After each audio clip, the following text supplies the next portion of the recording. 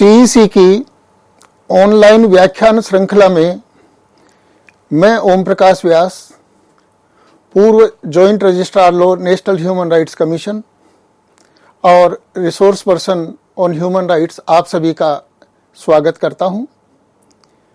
पिछली बार हमने अंतर्राष्ट्रीय मानवाधिकार दिवस पर मानवाधिकारों के विभिन्न पहलुओं के बारे में हमने चर्चा की थी। उसी श्रृंखला को आगे बढ़ाते हुए हम आज महिलाओं के अधिकारों के बारे में हम चर्चा करेंगे। हमारा आज जो है महिलाओं के अधिकारों में मूल रूप से जो चर्चा हम करेंगे वो कार्यस्थल पर महिलाओं के क्या अधिकार हैं, किस तरह से उनको वहाँ पे कार्यस्थल पर एक माहौल मिलना चाहिए जिससे वो अपनी क्षमता के अनुसार, और बल्कि ये कहूँगा कि वो बढ़ चढ़ करके और उसके अंदर अपनी महती भूमिका निभा सकें। तो इस बारे में आइए हम आगे चर्चा करते हैं और चर्चा को आगे हम लोग बढ़ाते हैं। महिलाओं के अधिकारों के बारे में जैसा कि हम जानते हैं कि विभिन्न सरकार की जो गतिविधियां हैं, कार्य प्रणाली है, उनके अंदर बहुत महिलाओं को लेकर के विशेष प्रावधान किए गए हैं। कार्य के अंदर भी उनको किस तरीके का माहौल मिलना चाहिए, चाहे वो संगठित क्षेत्र हो या असंगठित क्षेत्र हो, उसके अंदर किस तरह से उनको काम के लिए उनको एक उचित तरीके का माहौल मिलना चाहिए, ये बहुत आवश्यक है। हम सभी जानते हैं कि महिलाओं की बराबरी की हम बात करते हैं, लेकिन क्या वो बराबरी सही मायनों में सही तरीके से कारगर साबित हो रही है? आज आप देखते हैं कि सरकारी क्षेत्रों में महिलाओं को आरक्षण की सुविधा है, वो भी प्राप्त है ताकि वो ज़्यादा से ज़्यादा अपने भूमिका जो है वो अग्रणी रूप से निभा सके। आंकड़ों के अनुसार ग्रामीण क्षेत्रों में महिलाओं के कार्य की भागीदारी 25.3% है और शहरी क्षेत्रों में यह बढ़कर के अभी तक 14.7 से आगे की ओर अग्रसर है जा रही है।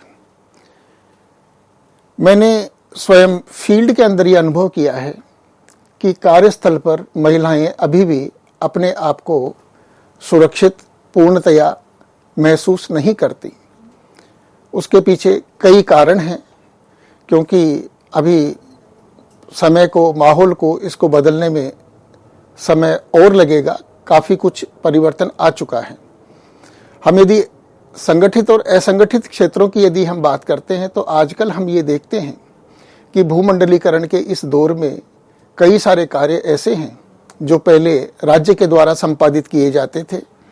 वर्तमान में प्राइवेट सेक्टर जो है, निजी क्षेत्र जो है, वहाँ पर ये कार्य जो पहले राज्य द्वारा किए जाते थे उनका निर्वहन अब निजी क्षेत्र के द्वारा हो रहा है।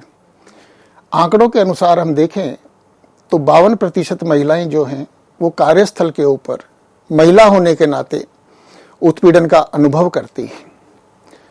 25% महिलाएं, उनको इस तरह का लगता है उनको कि बिना उनकी इच्छा के जबरन उनके साथ में इस तरह से छुआ जाता है कि वो उनको अच्छा नहीं लगता और ये वर्जित भी है। और 20% महिलाएं इन अवांछित कृत्यों को अनुभव भी करती हैं। तो ये हम सभी के लिए एक चिंता का विषय है। हमने इस विषय को इसलिए चुना है आज, ताकि जितनी भी महिलाएं कार्य निजी क्षेत्र में, सरकारी क्षेत्र के अंदर जो करती हैं, उनको ये पता रहे कि उनके क्या अधिकार हैं। जितने नियोक्ता हैं, एम्प्लॉयर्स, उनको इस चीज़ का ज्ञान रहे कि महिलाओं के साथ में वहाँ पे किस तरह का उनके सहकर्मी जो है वो बर्ताव करें। देखिए, आज की जो हमारी जो चर्चा है वो पुरुषों और महिलाओं को आपस में एक दूसरे के विपरीत खड़ा नहीं करती। मैं यूँ कहूँगा कि आज की इस चर्चा को हमको रचनात्मक और सृजनात्मक पहलू से हमको देखना होगा। पुरुष और महिला कार्यस्थल के ऊपर अपना कंधे से कंधा मिला करके एक एकल इकाई के रूप में कार्य करें और इससे हमारा देश भी आगे बढ़ेगा और सामाजिक हमारा जो ताना बाना है वो भी और भी सुदृढ़ होगा। तो आप सभी इस चीज को देखें कि हमको किन किन विषयों के ऊपर हमको ध्यान देना चाहिए। महिलाओं में सबसे बड़ी झिझक रहती है कि यदि उनके साथ में विपरीत व्यवहार होता है, अवांछित व्यवहार होता है, अप्रिय व्यवहार होता है, तो वो उसकी रिपोर्टिंग क्यों नहीं करती, वो क्यों नहीं उसको बताती हैं। तो ये पाया गया है कि 5 में से 1 महिला जो है वो हिम्मत करती है कि इसके बारे में वो अपना रिपोर्ट करे, परिवाद करे। लेकिन सबसे बड़ी बात यह है कि 80% महिलाओं को ऐसा लगता है कि मैं रिपोर्टिंग तो कर दूंगी, लेकिन कहीं ऐसा नहीं हो कि रिपोर्टिंग का जो परिणाम है वो उसके स्वयं के ही खिलाफ हो। और 16% ने ऐसा अनुभव किया कि उन्होंने रिपोर्ट तो किया, लेकिन उनकी स्थिति जो है वो पहले से भी खराब हुई। तो इसके पीछे मैं ये नहीं कहूँगा कि कोई जानबूझ करके ऐसा किया गया हो, ऐसे कतिपय कोई इक्के दुक्के जो है वो उदाहरण हो सकते हैं, लेकिन महिलाओं को न्याय नहीं मिलता उसके पीछे एक कारण ये है कि अवेयरनेस की बहुत कमी है। महिलाएं चाहे यूनिवर्सिटीज़ में काम करें, चाहे कॉलेजेस में काम करें, महाविद्यालयों में, चाहे वो विद्यालयों में काम करें, चाहे वो सरकारी विभागों में काम करें, और चाहे कहीं भी काम करें, आजकल कानून ये है कि वहाँ पे उनके साथ में यदि अवांछित व्यवहार होता है, लिंग के आधार के ऊपर यदि उनका उत्पीड़न होता है, तो उनको न्याय मिलना बहुत जरूरी है। अब प्रश्न सबसे बड़ा ये खड़ा होता है कि आखिर ये उत्पीड़न है क्या। तो उत्पीड़न वो है कि किसी भी प्रकार की अवांछित गतिविधि महिला के साथ में जिसमें उसकी सहमति नहीं हो, और उसमें यौन उत्पीड़न जो है उसका कलर हो, उसके पीछे उस तरह के भाव हो, तो महिला की इच्छा के विरुद्ध की हुई जो गतिविधि होती है, चाहे वो अवांछित संपर्क बनाने की हो, चाहे उससे अवांछित शब्दों का प्रयोग करके उससे बातचीत की गई हो, तो इस तरीके का जो है वो व्यवहार जो है वो उत्पीड़न कहलाता है। आप सभी जानते हैं इस चीज को कि यदि किसी भी व्यक्ति की हत्या होती है तो वो शरीर समाप्त हो जाता है, लेकिन यदि किसी का मानसिक उत्पीड़न होता है, किसी का लैंगिक उत्पीड़न होता है, तो उस पीड़िता की आत्मा के ऊपर सीधा आघात पहुंचता है। तो इस तरीके का जो उत्पीड़न है ये अपने आप में बहुत गंभीर विषय है, और इसके बारे में जागरूकता सभी में हो। किस तरह से एम्प्लॉइज को, कर्मचारियों को, कर्मियों को अपनी अपनी सीमाओं का पता हो, और जिस कार्य के लिए उनको लगाया गया है, जो कार्य उनको अपने कार्यस्थल पर किए जाने हैं, उसका वो मैक्सिमम रूप से अधिक रूप में आउटपुट दें, वो उनकी उत्पादन क्षमता बढ़े। और इसी तरीके का हम लोगों का आज का जो है वो उद्देश्य है आज की इस वार्ता का। जैसा कि हम कह चुके हैं कि उत्पीड़न आखिर है क्या, तो उसका एक प्रकार ये है कि किसी भी महिला सहकर्मी को उसके मर्जी के बिना छूना जो है ये वर्जित है। तो हम इससे बच सकते हैं, और किसी की सहमति के बिना उसे किसी भी अवांछित क्रिया में संलग्न करने का दबाव बनाना, जानबूझ करके पकड़ना, छूना, घूरना, अपमानजनक तरीके से उसके स्वास्थ्य के ऊपर कोई टिप्पणी करना कि आप दुबले हो, आप मोटे हो, आप कमजोर हो, या उनकी त्वचा के रंग के बारे में करना, तो उससे इन सब से मानसिक जो पीड़ा होती है, जो मानसिक यातना उस महिला कर्मी के साथ में होती है, तो वो उनके स्वास्थ्य को और उनकी सुरक्षा को विपरीत रूप से प्रभावित करता है, और उनकी कार्यक्षमता के अंदर इसका बुरा असर पड़ता है। प्राय यह भी देखा गया है कि इस तरह के उत्पीड़न के अंदर जैसे रास्ता रोकना हो गया, सामाजिक उनका जो जीवन है उसके बारे में अनावश्यक रूप से पूछना, उनकी व्यक्तिगत जिंदगी के बारे में पूछना, और जब फोन पे वार्तालाप करते हैं तो जिस तरह से एक सभ्य भाषा में बातचीत होना या संयमित भाषा में बातचीत होना वो न करके और अभद्र बातें करना ये भी वर्जित है। और चाहे वो छूना हो, चाहे वो चूमना हो, किसी को देख करके सीटी बजाना हो, ये इस तरह का जो व्यवहार है ये स्वीकार्य नहीं है। हम सभी लोग अपने परिवार में अपनी माताओं और बहनों के साथ में जिस तरीके का बर्ताव करते हैं, हमें अपने सहकर्मियों को, जहाँ पे हम काम करते हैं, हमारे कार्यस्थल पे काम करते हैं, हमारी भावना ये रहनी चाहिए कि मेरी जो सहकर्मी है वो मेरी बेटी हो सकती है, वो मेरी बहन के तुल्य है, वो मेरी माता के तुल्य है। तो हम एक आदर दे करके हम निश्चित रूप से उनका दिल भी जीतेंगे, उनसे हमें सहयोग भी मिलेगा, और हम जहाँ पे हम कार्य करते हैं वहाँ पे हमारा सम्मान भी इससे बढ़ेगा। कतिपय प्रकरणों में ये देखा गया है कि उत्पीड़न जो है वो धमकी के द्वारा भी होता है कि आपको ऐसा करना पड़ेगा, और आप यदि ऐसा नहीं करेंगे तो आपको इसके ये तरीके के, इस तरीके के आपको परिणाम जो है वो भुगतने पड़ेंगे। तो इस तरह की रोजगार के बारे में, उसके कैरियर के बारे में, भविष्य के बारे में, उनके काम में दखलंदाजी के क्षेत्र में, और उनका वो ढंग से काम नहीं कर पाए, मानसिक रूप से अपने आप को वो केंद्रित नहीं कर पाए, तो इस तरीके का जो व्यवहार है वो वर्जित है। तो इन सीमाओं का स्पष्ट रूप से ध्यान रखना वांछित है, वांछनीय है, और एक सभ्य समाज के नागरिक के नाते हम सभी का ये कर्तव्य भी है। महिलाओं का कार्यस्थल पर उत्पीड़न हमको एक अधिकार आधारित पहल के रूप में हम देखेंगे कि हम इसको राइट्स बेस्ड अप्रोच के रूप में हम इसको किस तरह से इसको समझें। देखिए, हम यहाँ पे सीईसी की जो व्याख्यान श्रृंखला है, तो ऐसा नहीं है कि ये जो उत्पीड़न है ये भारत देश में ही होता है, ये एक विश्वव्यापी समस्या है। और विश्वव्यापी समस्या भी ये नहीं है कि जो पश्चिम के क्षेत्र देश हैं या जो विकसित देश हैं उनमें यह समस्या नहीं होती। यह समस्या सभी जगह है, पूरे विश्व में विद्यमान है, चाहे वो विकसित देश हों, चाहे विकासशील देश हों, और चाहे दूसरी श्रेणी के देश हों। तो हमें यह समझना होगा, हमें यह जानना होगा कि एक विश्व के सामने ये जो सबसे बड़ी चुनौती जो है कार्यस्थल पर महिलाओं के उत्पीड़न की है, उसको एक महिला आधारित, महिलाओं के सम्मान पे आधारित, उनके अधिकार पे आधारित हम इसको एक पहल के रूप में हम किस तरह से देखें। इसका किसी धर्म विशेष से, जाति विशेष से, संस्कृति विशेष से, जाति से या किसी विशेष भूभाग से संबंध नहीं है। विश्वव्यापी समस्या को हमको उस तरह से देख करके और इसके कारगर हमको कदम उठाने होंगे।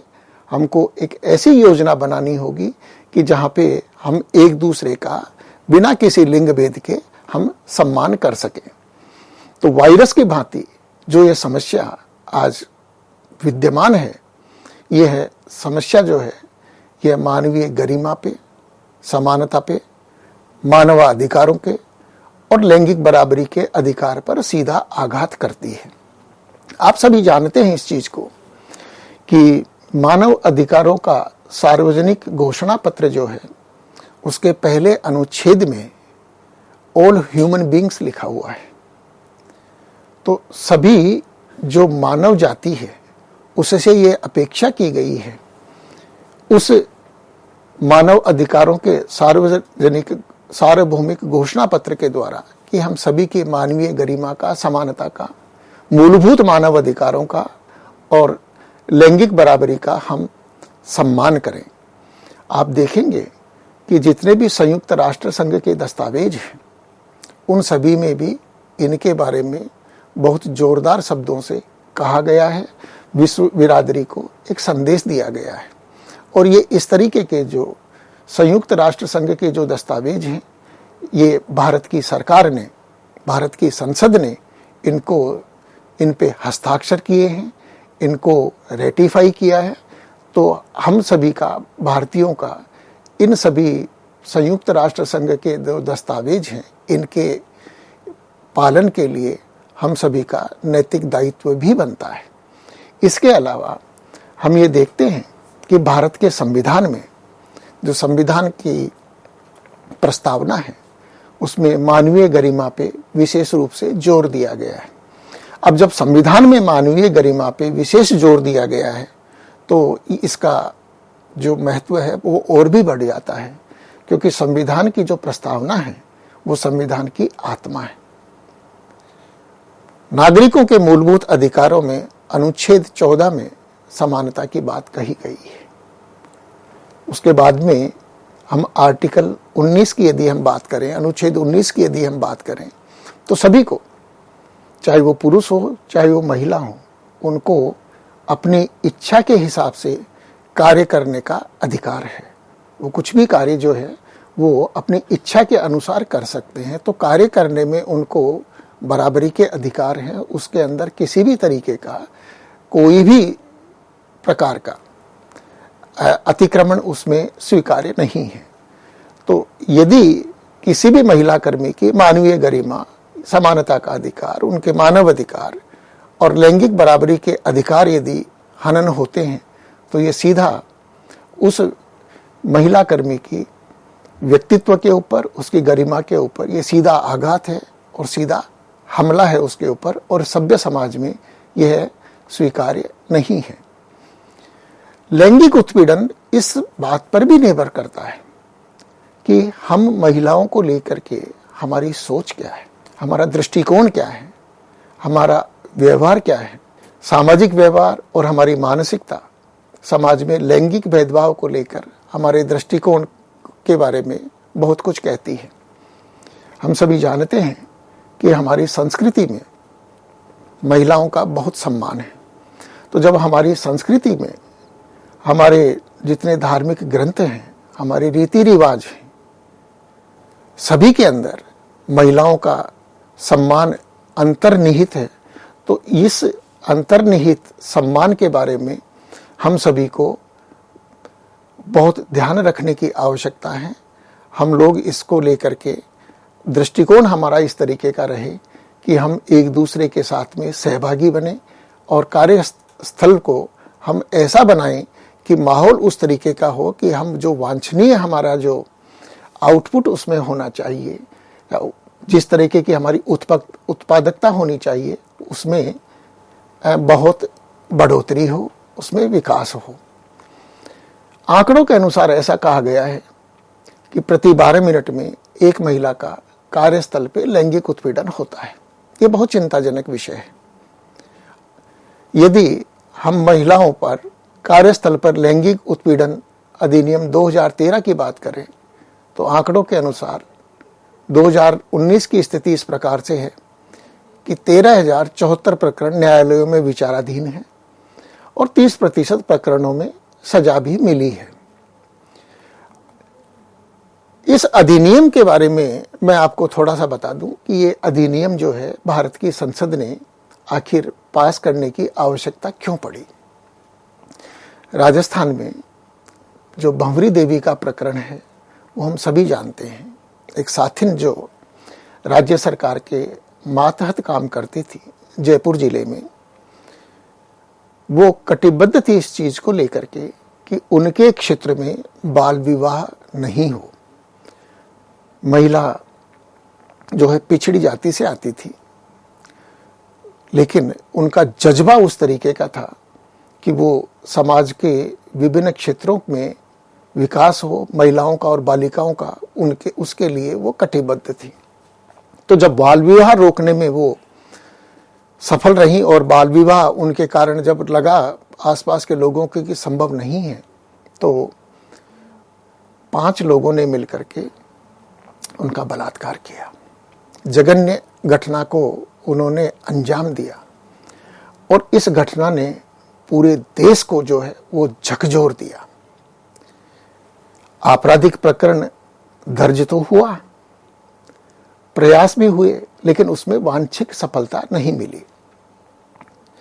पुरानी घटना है, 1992 में घटित हुई, लेकिन इस घटना ने समाज में एक बहुत बड़ी बहस को जन्म दिया और सर्वोच्च न्यायालय के तत्कालीन मुख्य न्यायाधीश जस्टिस JS वर्मा साहब, जगदीश शरण वर्मा साहब, जिस खंडपीठ की वो अध्यक्षता कर रहे थे, उनके साथ में जस्टिस सुजाता मनोहर भी थी। मुझे इन दोनों का नाम लेने में गर्व इसलिए भी हो रहा है क्योंकि इन दोनों के साथ में मुझे इनके अधीनस्थ कार्य करने का राष्ट्रीय मानवाधिकार आयोग में अवसर भी प्राप्त हुआ है। तो न्यायमूर्ति JS वर्मा साहब और उनके जो सहकर्मी, जो उनके न्यायाधीश जो उनकी बेंच में थे, उन्होंने एक बहुत बड़ा निर्णय जिसको विशाखा वर्सेस बनाम राज्य जो है, उसमें उन्होंने इस विषय को बहुत व्यापक रूप से इस पे चर्चा की और एक लैंडमार्क जजमेंट जो है वो सुप्रीम कोर्ट ने दिया। इस निर्णय के बहुत दूरगामी परिणाम हुए और महिलाओं के अधिकारों के क्षेत्र में मैं कहूंगा कि ये निर्णय जो है मील का पत्थर साबित हुआ।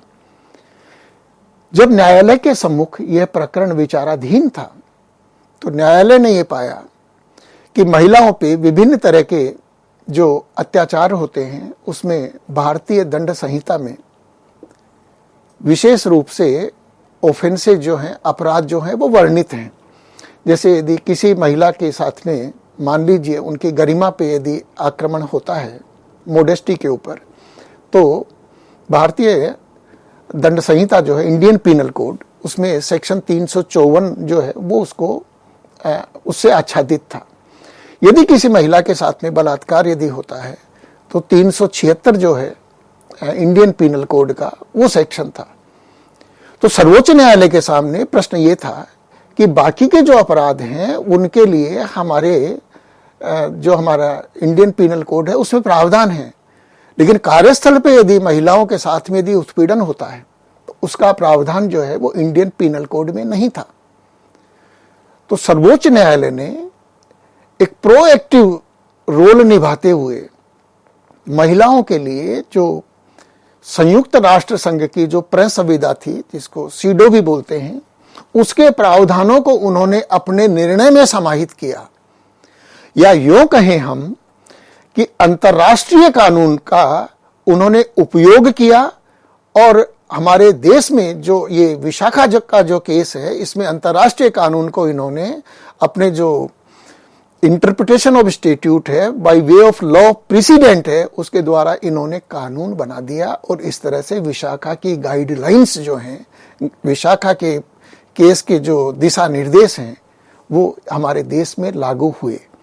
क्योंकि आप जानते हैं कि कानून बनाना संसद का काम है, लेकिन जहां पे कानून शांत हो उन क्षेत्रों में जो सर्वोच्च न्यायालय के जो निर्णय होते हैं वो कानून का काम करते हैं। तो रिक्त स्थानों की पूर्ति सर्वोच्च न्यायालय के निर्णय करते हैं। तो विशाखा का जो ये प्रकरण था, जब तक ये 2013 का कानून, जिसकी हम अभी बात हम कर चुके हैं, जब तक भारत की संसद में ये 2013 का कानून लागू नहीं हुआ, तब तक विशाखा का केस और उसकी जो गाइडलाइंस थी वो इस देश का कानून था। तो उस कानून के तहत, विशाखा की गाइडलाइंस के तहत महिलाओं को एक नई शक्ति मिली, महिलाओं को एक नई ऊर्जा मिली और वो कार्यक्षेत्र पे अपने आप को सुरक्षित महसूस करने लगी। और इसीलिए हम देखते हैं कि आज महिलाएं कोई भी क्षेत्र हो, शिक्षा का देखिए आप, बड़े बड़े प्रोफेसर आपको मिलेंगे, शिक्षाविद आपको बहुत महिलाएं जो हैं वो मिलेंगी आपको। आर्थिक गतिविधियों का आप क्षेत्र देखिए, जितने बड़े बड़े औद्योगिक घराने हैं उनमें आपको महिलाओं का उनकी भूमिका मिलेगी। आपको बड़ी बड़ी जो मल्टीनेशनल कंपनीज हैं, बहुराष्ट्रीय कंपनियां हैं, उनकी सीईओज आपको महिलाएं मिलेंगी।